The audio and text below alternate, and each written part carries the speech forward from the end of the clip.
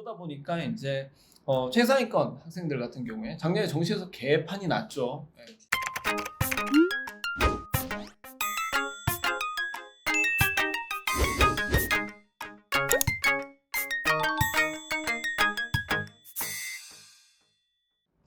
안녕하세요. 잡설TV 교육설전입니다. 이 질문들 꽤 많이 하는데요. 특히 이제 그 분당 경기도권이 이 질문도 많이 하는 것 같아요. 외고를 가도 될까요? 라는 질문을 굉장히 많이들 하시거든요. 그러니까 일단 얼마 전에 교육부가 발표를 했잖아요. 또 달라질 거라고는 하는데 25년도에 원래 일반고로 전환된다. 자사고하고 외고는 이라는 얘기가 있었는데 지금 자사고는 살려준다. 근데 외고는 일반고로 전환하겠다는 얘기를 이미 한번 던졌잖아요. 그렇게 해서 지금 난리가 났는데 사실은 그게 아니더라도 외고에 대한 메리트가 떨어진 거는 결국은 이게 자연계열이 많아지는 상황에서 그냥 인문사회 계열을 위한 과정만 있는데 여기를 가도 될까라는 고민이 좀 많은 것 같아요. 그래서 전문가분들이 보시기에 외고를 가도 될까? 그래서 요거를 제가 두 개로 좀 나눠봤는데 외고도 약간 좀 차이가 있잖아요. 그래서 제가 이제 서울권 외고는 그래도 여전히 우리가 얘기하는 외고 뭐 이런 외고는 그래도 대학에서 그래도 여전히 선호한다라고 생각을 하고 지원하시는 곳이 있을 거고 또 서울대 이렇게 합격생들 보면 아직까지도 그 학교들이 상위권을 많이 차지하고 있으니까. 그리고 두 번째는 지방에서는 아까 이제 대표님도 말씀하셨지만 지방에서는 일반고를 가는 것보단 그래도 외고를 가야 여러 가지를 좀 학생부도 그렇고 수능도 그렇고 약간 수업 분위기도 그렇고 여러 가지가 좀 좋다. 그래서 외고를 간다라는 분들도 계실 것 같거든요. 이런 부분에 대해서 한번 얘기를 해주시면 좋을 것 같아요. 저는 무조건 가야 되지 않나. 외고를? 네. 그러니까 지금 뭐냐면은 외고가 이제 경쟁률이 점점 떨어지고 있고 선호도가 떨어지는 이유는 외고 자체의 경쟁력이 하락했다라기보다는 이게 입시 자체가 이과 중심으로 바뀌기 때문에 그런 것이다라고 보거든요. 특히 이제 작년부터 선택형 수능 진행이 되면서 수능 내용 자체가 이제 문과가 극도로 이제 불리해지는 수학에서 이제 등급 따기가 불리해지는 그런 상황들이 이제 연출이 됐고 문이과가 이제 통합이 되면서 그런 문제 발생을 했고 그러다 보니까 이제 최상위권 학생들 같은 경우에 작년에 정시에서 개판이 났죠. 예. 그렇죠. 이과 애들이 이제 문과를 침공을 하다 보니까 이게 이제 근본적으로 입시제도 나올 때부터 딱 이제 예견이 됐던 내용들이었어요. 왜? 문과 애들은 이과로 지원을 못하는데 이과 애들은 문과로 지원이 가능했거든요. 예, 그리고 애들이 이제 자연계열이 유리하다라고 진행이 된 입시제도가 꽤 정착이 잘 됐어요. 그러다 보니까 이미 애들은 기본적으로 수학 좀 된다. 어지간히 뭐 피할 게 없다. 그러면 무조건 일단 이과를 먼저 찍고 시작을 하거든요. 네, 이과를 먼저 찍고 시작을 하고 정말 이제 수학이 너무 안 된다. 이제는 나는 진짜 문과 원추. 네, 이런 애들만 이제 인문계를 선택을 하거든요. 네, 그러다 보니까 이제 문과 이과 격차가 계속 벌어지고 입시에서 개판이 나오고 이런 상황인데 지금 일단 외고 같은 경우에는 전 정부에서 이제 외고 자사고를 폐지하겠다. 근데 자사고는 빠지고 외고만 이제 폐지한다라고 일단 발표가 났거든요. 그쵸. 근데 제가 볼 때는 이것도 언제 뒤집힐지 모른다라는 생각이 있고 다시 한다고 하니까. 네, 거기에다가 이제 자사고가 이미 남아 있는 상황에서 외고를 없앤다 하더라도 문제는 얘네들이 일반고로 안 가고 자사고로 전환을 해버리면 되거든요.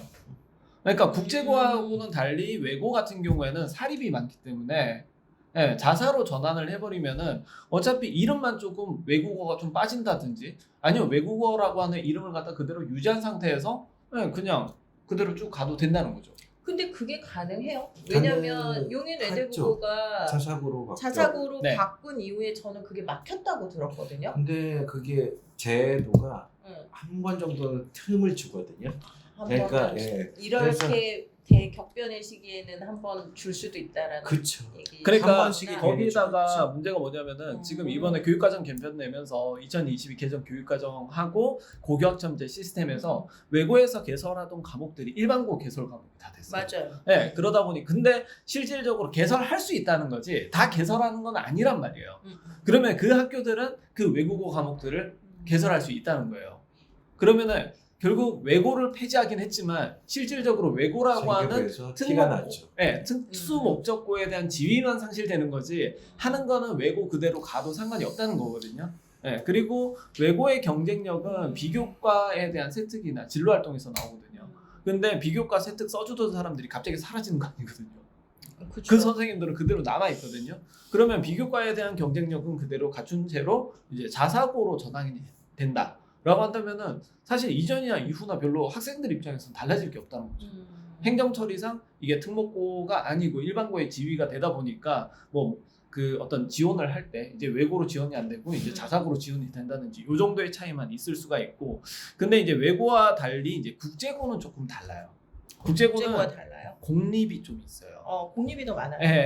그렇다 보니까 부산 같은 경우에도 보면은 부산의 국제고는 공립이고 외고는 사립이거든요. 맞아. 지금 네. 서울도 서울국제고 네. 그다음에 수도권의 동탄국제고는 두 개가 다 공립이고 고양이였나? 그쪽도 하여간 공립이 더 많아요. 국제고. 그래서 말씀하신 국제고는 대로. 주로 이제 공립 라인이 많고 외고는 사립 라인이 많은데 국제고는 좀 다를 수 있다는 거죠. 국제고는 만약에 이게 외고가 폐지된다, 국제고 폐지된다 그러고 나서 일반고로 그냥 전환이 될 가능성이 있죠.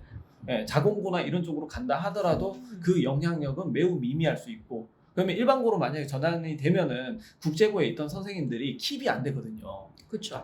이분들이 다 빠져나가면서 전근 가고 이렇게 되거든요. 그러면은 국제고는 문제가 돼요. 근데 자사고는 다르다는 거죠. 그러면은- 저는 그런 걸 다 떠나서 속담 하나. 부자는 망해도 3대는 간다. 3대만. 그래서 그러니까 일단 가라. 저희 지역 같은 경우가 한 10몇 년 전에 비평준화 지역이었거든. 근데 그 평준화가 된 다음에도 비평준화 시절에 잘 나가던 학교가 최소한 5년에서 10년은 버텼거든요. 그러니까 그런 것처럼 기존의 시스템이 아무리 선생님이 바뀐다고 하더라도 그거를 일정 기간 유지할 수가 있거든요.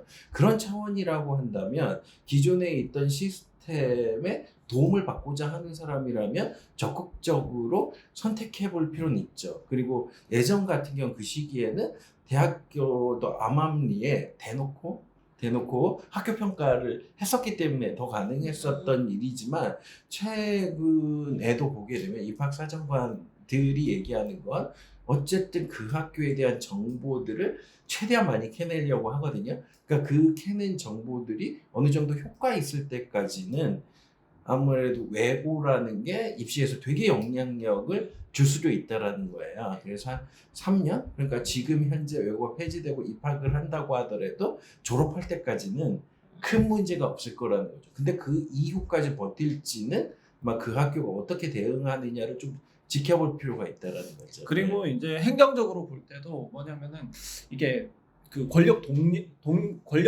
이동하는 데는 그 동력이라고 하는 게 있거든요. 그러니까 이전의 교육부 같은 경우에는 사극세라고 하는 사교육 걱정 없는 세상, 요 시민단체의 입김이 상당히 좀 많이 들어간 측면이 있고, 근데 이번 정부 같은 경우는 보수 정권이란 말이에요. 거기다 교육감도 이번에 보수로 다 많이 바뀌었던 그런 측면들이 있기 때문에 지금 기본적으로 이제 보수 정권이 상당히 좀 유착 관계를 가지고 있는 부분들이 이제 사학재단입니다. 그래서 뭐 유명 국회의원 분들도 보면은 사학재단의 일원인 경우도 상당히 많고, 그렇기 때문에 지금 교육부 장관이 잘렸잖아요. 잘린 이유 중에 하나가 여기 있다라고 봅니다. 그러니까 권력에 있어서 권력을 유지하는 지지 기반의 이익에 반하는 행동을 했다라고 하는 거죠. 그러니까 지금 외고나 그 국제고를 폐지한다. 어떻게 보면 평등성 교육과 수월성 교육에 있어서 좀 더 평등성 교육 쪽으로 가는 그런 부분에, 물론 이제 전 정부에서 어느 정도 이제 정지 작업이 되어 있지만 그걸 그대로 이제 받아 썼다는 거죠.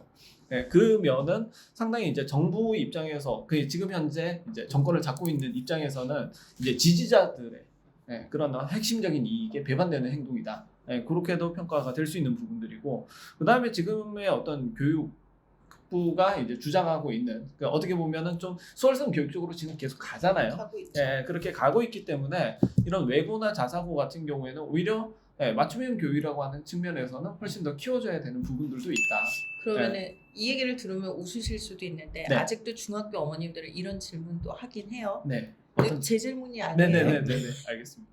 자, 외고를 가서 의대를 가고 싶다는 분도 아직 있으시고요. 네, 네. 그다음 외고를 가서 자연 계열로 진학을 할 수 있냐 한다라고 생각을 하시는 분들도 있거든요. 네. 근데 그게 이제 왜냐면은 이게 통합형 교육 과정이 되어 있는데 그게 과연 가능한지.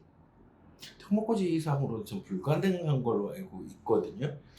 불가능한 건 아니지만 실질적으로 대입에 지원했을 때 떨어질 가능성이 너무 높기 때문에 굳이 그렇게 갈 필요가 없는데 예, 굳이 그렇게 하는 이유가 따로 있을까요? 그것보다는 오히려 한의대는 노려보죠. 그러니까 아니, 인문계 아니, 모집 네. 단위를 뽑는 분명히 그런 의학 계열들이 그렇죠. 존재하거든요. 네. 그 쪽으로도 충분히 갈 수 있는데 네. 왜 굳이? 라는 생각이 들거든요. 그러니까 외고나 이런 쪽 가면은 그냥 한의대나 아니면은 뭐 인문계 쪽에서 이제 이대가 받아주는 있죠. 뭐 약대나 이화여대 같은 경우에도 정시에서 의대가 뭐, 있고. 예, 의대를 갖다 그렇게 뽑으니까 예, 그런 쪽으로 가도 되는데 일단 외고로 가게 돼서 이제 의대를 준비하게 되면은 학종에서 밀립니다. 밀릴 수밖에 없어요. 그 누가 감당을 해주는 과목이 거예요? 없으니까 네. 개설이 많이 안 돼 있으니까 그런데 그런 질문들을 하세요. 네, 그러니까 지금 서울대에서 내놓은 이제 권장 이수 과목이나 이런 내용들을 보면은 지금 확통이 되게 많이 들어갔거든요, 사실. 맞아요. 예, 그래서 확률과 통계는 본래 문과 과목이야라고 생각은 하지만 실질적으로 볼 때 확률과 통계는 이과에서 안 쓰냐? 씁니다. 써야죠. 정말 많이 많이 써요. 씁니다. 특히 통계학과나 이런 쪽에서 어마무시하게 쓰고요. 써야 돼. 컴퓨터공학이나 이런 데도 확률과 통계 분명히 필요합니다. 그래서 지금 공대나 이런 쪽에서는 확통이 다 들어갔어요. 예, 다 들어가고 심지어는 의대에서도 확통, 기하, 미적 세 개를 갖다가 동시에 이제 예, 필수 이수 과목으로 이제 집어넣은 측면도 있거든요. 예, 그렇기 때문에 외고 넣어가지고 그런 식으로 하면은 대비가 안 될 텐데 절대. 그러니까